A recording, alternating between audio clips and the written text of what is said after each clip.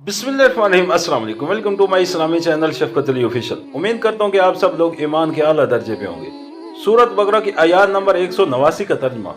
और लोग तुमसे चांद की घटती बढ़ती सूरतों के मुतालिक पूछते हैं, कहो ये लोगों के लिए तरीकों की तायीन की और हज की अलामतें हैं। नेज़ा इनसे कहो ये कोई नेकी का काम नहीं है कि तुम अपने घरों में पीछे की तरफ से दाखिल होते हो। नेकी तो असल में यह है कि इंसान अल्लाह ताला की नाराजगी से बचे, लिहाजा तुम अपने घरों में दरवाजे ही से आया करो। अलबत्ता अल्लाह ताला से डरते रहो, शायद कि तुम्हें फलाह नसीब हो जाए। सूरत बकरा हाशिया नंबर 198।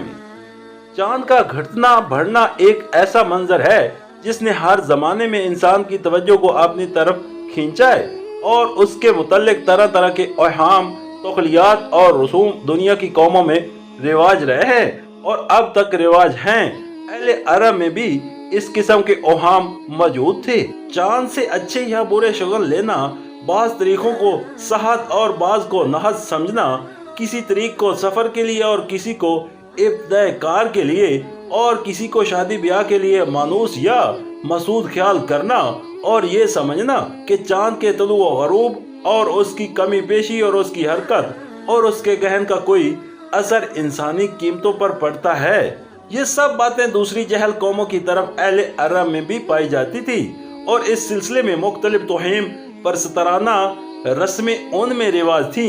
उन्हीं चीज़ों की हकीकत नबी करीम सल्लल्लाहु अलैहि वसल्लम से दरियाफ्त की गई। जवाब में अल्लाह ताला ने बताया कि ये घटता बढ़ता चांद तुम्हारे लिए इसके सिवा कुछ नहीं है कि एक कुदरती जंतरी है जो आसमानों पर नमूदार होकर दुनिया भर के लोगों को बैक वक्त उनकी तरीकों का हिसाब बताती रहती है। हज का जिक्र खास तौर पर इसलिए फरमाया कि अरब की मजहबी, तमदनी और मुआशी जिंदगी में उसकी अहमियत सबसे बढ़कर थी। साल के 4 महीने हज और उम्रे से वाबस्ता थे। उन महीनों में लड़ाइयाँ बंद रहती, रास्ते महफूज होते और अमन की वजह से कारोबार फरोग पाते थे। सूरत बकरा हाशिया नंबर 199।